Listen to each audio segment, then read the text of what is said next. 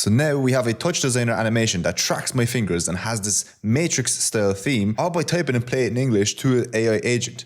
This is crazy. So yeah, TouchDesigner is one of the most powerful creative visual tools ever built. As you just seen, it can do real life visuals, but it can also generate animations, camera tracking, interactive installations, and many more things. But the problem until now is that it had a very steep learning curve, and you'd have to spend weeks, if not months, playing around with nodes and figuring out the software before you could actually build anything. But I just found a completely new way to use it. You see, if you connect AI agents to TouchDesigner, you can basically prompt in plain English and explain what it is that you want to generate without needing to learn the software. And so in this video, I'm going to show you exactly how to set up TouchDesigner with a powerful AI agent, Claude Code, so that you can generate whatever you want inside of TouchDesigner. Now, to kind of explain TouchDesigner, its main use case is for real-time media. So a lot of the different light shows that you see on buildings, in clubs, in concerts, a lot of that is made by TouchDesigner. But that's typically the limitation, is that people only use it for what it's meant for and they don't think kind of outside the box. And so I'm going to try to use AI agents to use TouchDesigner to help me with my video editing. And so TouchDesigner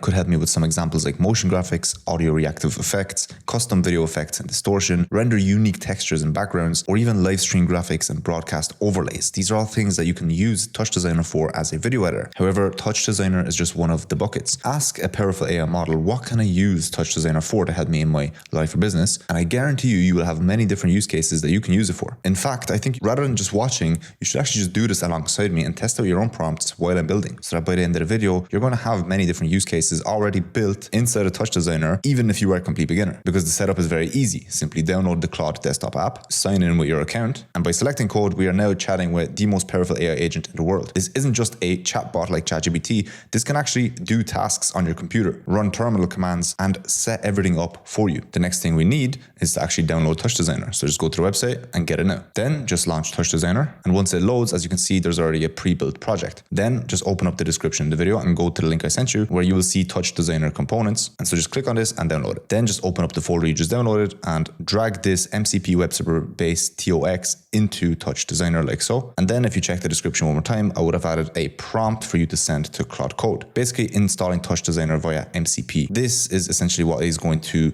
act as a link that connects TouchDesigner with Claude Code. Now, I like to just have bypass permissions on, which basically gives Claude Code as much access as possible. And just under my camera, you can see the model. I would choose Opus 4.7. Effort, we can just leave it at medium, and then just send off the prompt. So this is Maciej from the future. Basically, the prompt I just sent, I accidentally attached the wrong GitHub repo, so I ended up running into way more issues than I should have. Down below in the description, you will find the right GitHub repo, and this process will be even easier for you. By the end of the video, I did discover this. However, this didn't affect the final quality of the results, which you're going to see in a minute. Now, we seem to be running into an issue, and it's giving us some different options, but I'm just simply going to say, figure out the root cause and just make it work. Do whatever option you think is best, and let's just send that off. Okay, as you can see, it found the root cause, and now it's fixed. That's how easy it is to fix any error you encounter. So now what we need to do is basically restart Claude Code. So let's just close it. And now I'm going to reopen Claude Code and paste this prompt in just to see if it's connected to TouchDesigner. So now we're moving on to the first use case, which is going to be kind of like a motion tracking for the camera. This is kind of trippy, but basically I'm going to have, my fingers out like this, and I want to have some sort of like a matrix theme box in my fingers so that when I close it, when I rotate it, it's going to track the movement of my camera and my hands. So I'm just going to send off this prompt, basically saying to create the clean TouchDesigner project with real-time hand tracking. Now, we're doing this in steps. I'm not telling it the whole one-shot prompt straight away. I'm going to do this one step at a time. Firstly, I want it to just be able to track my hands via the webcam. And if you're not sure if your prompt is good enough or not, just ask another AI tool, give it more context about what you want, and tell it to create a prompt for your use case. Okay, we can see here step one is finished, and it built the first part of our generation. So let's check it out. And so the first step should be built, but obviously I don't see it in here right now. It is just a black screen. Okay, so what I'm going to do is firstly, I'm going to double click on this so that we can see basically all the other nodes. And we can see here that this is the input node that is wrong. If you have this kind of text, instead of being able to actually see the preview, all you got to do is just click on this little eyeball and then we can see it. So it is clearly frozen frame. If I hover over this, it will show me, I guess, more details. But okay, I'm just going to screenshot this, go back to Claude, paste it in and say, right now it's not working. There is a error with the video input. figure out what's wrong and fix this, and then send that off. Okay, so yeah, that was my error. Basically, I paused. As you can see, when I move my face around, it is moving, and it's because I had it paused. If the preview is paused, basically press play so you can see it. Okay, so right now, I think the issue is that, we have the video in over here, but if we go into out one, we can see that this is where we're not getting a preview because out one is black. So what I'm going to do is I'm going to basically screenshot this whole composition once again, go back into Claude, paste it in, and say, right now, the issue is that we have the live preview working, but it's not being forwarded to out one. Out one is black, and this is why we cannot see the preview in the other composition. Find out why this is not working and why out one is currently black. And let's just send it off. Okay, so Claude Code executed some stuff, and as you can see, that error once again is solved now. So if we go over here, we can see the preview is in out one, but let's see if it's here. So unfortunately, it's still not working here. I don't know why. But we can also see that when I do move my fingers into the camera like so, you can see it is tracking my fingers. Okay, I do see the out one now. However, it's still not working in the parent composition. I don't know why. It is still black. Find out if there's anything else I need to do to get this working. Figure it all out and implement any fix. Because keep in mind, I'm a complete beginner to TouchDesigner. I don't have any experience with this tool, but that's not going to stop me from experimenting with all these new tools. Like, this is how you debug, and this is how you can actually test out new tools for your own use cases. And also, I'm trying to teach you the skill because by watching this video, you're not just going to recreate my setup here. You're going to have the ability to actually create your own use cases and see how I would tackle any issue that is coming at me. Okay, so it said that it should be implemented, it should be fixed. So let's check it out. Okay, next problem was fixed. We do see this. Okay, now we're going to move on to step 2. So once again, I have a prompt pasted. So now we're saying to use the hand tracker from step 1 and build an interactive rectangle. Pin its 4 corners directly to the 4 specified tracked fingertips so that the entire rectangle stretches, tilts, rotates, and deforms in a 3D space exactly as the hand moves. Okay, so after another straightforward prompt, we can see here that we have the hand tracking and we have rectangle. However, this is kind of not what I meant, but it is working, I guess. So yeah, this is kind of tracking my hand movement, and it is creating a rectangle based on the position of my hands. It's actually really good, by the way. Okay, I see the rectangle now, it works, and I see that my hand tracking movement is working, everything is going good. The one issue is that the rectangle should be on the same screen as my face. Right now I see them in 2 separate windows, and I'm not sure why. There should be an interactive webcam view of this rectangle previewed over my face cam so that I can actually see it live with the face cam. Okay, now we are making much faster progress because after that prompt, as you can see, we have another box over here, and it did do all the changes I wanted.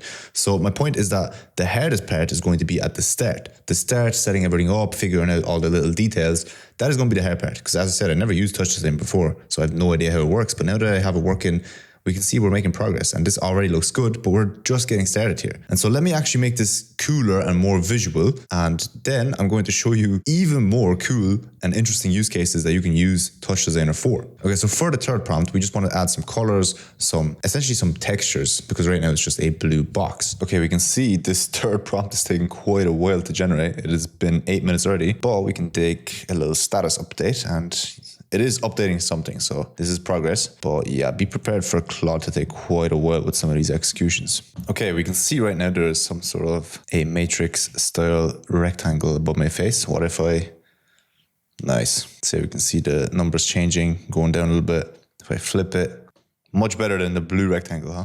Now, this did take quite a while, so I'm going to go back down to medium. Okay, so I'll send off one more prompt just so that you can kind of see the full potential of this effect. And now for the final thing, I'm going to send off one more prompt just so that you can kind of see the full potential of this effect. And then I'm going to get into more use cases. Okay, so as you can see, now we have this changing colors. So yeah, this is pretty sick. Okay, so I forgot to start recording, but basically I sent off the next prompt saying that I want to create a new visual, and this one is going to be like a galaxy animation of, these white points orbiting around a central dark flat disk. Mainly because when I was doing this use case, and this is pretty addicting to play around with this, by the way, because it's actually pretty good. But when I was playing around with this use case, it just looks pretty good in terms of the animation quality. Right now it's building a new composition, so that's why this one's kind of breaking. But I want to see the visual side of things with TouchDesigner. Like, how good is it at creating these visuals, and could it replace some of my motion graphics tasks? Because I think that motion graphics are probably some of the most time-consuming tasks you can have as a video editor. So let's see if we can use TouchDesigner to replace some of my motion graphics work. Okay, this one was much quicker. This was like 2 minutes, I think. And yeah, if we go back here, we can see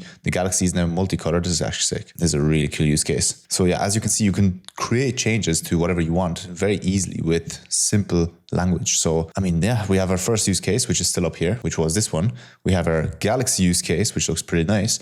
Now let me show you another use case that I can use this for as a video editor. And this is going to be an abstract loop animation of a 4-dimensional cube. Okay, it's asking me a few questions before it moves on, which is pretty nice. And also it created this kind of graph, which you can see here. And that's because of the prompt, which is set here. If you do want to kind of like see visually how it's going to look like before you actually start rendering and spending 20 minutes rendering, you have to send this into the prompt. Plan the operator graph as ACII first. Get my approval, then build. That's why we have some questions here, and that's why we have this little graph over here, which you can read. And if you do understand how to use TouchDesigner, or you actually just understand what this means in more detail, then I do suggest you send a prompt. And so for the questions, I'm going to answer, I want semi-transparent quads, and it can be a slower rhythm. The aesthetic should be neon glow. Now everything's approved. And then I'm just going to send that off. Okay, so I think our animation is finished. If we go back to TouchDesigner, okay, I think this is it down here.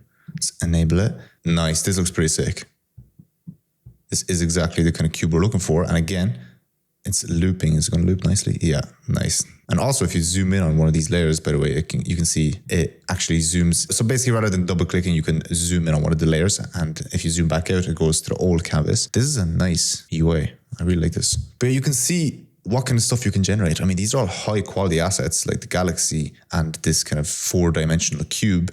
And of course, my favorite, the interactive video over here of the Matrix style theme. So anything that you can think of, you can basically generate inside of TouchDesigner to help you with whatever use case you have. But the next step would be to actually implement this into your workflow. So if you haven't already, make sure you go back to the video, start it over again, and see how I'm encountering the errors, see what I'm doing, how I'm describing my issues, and set this up for yourself. I mean, this is genuinely a tool worth having. And once you have it set up, it's going to be much easier to create whatever you want with it. And keep in mind that these tools are getting more and more powerful by the day. And also, if you want to see how to create AI motion graphics, then just click on a video that you can see somewhere on screen right now, and I'll see you there.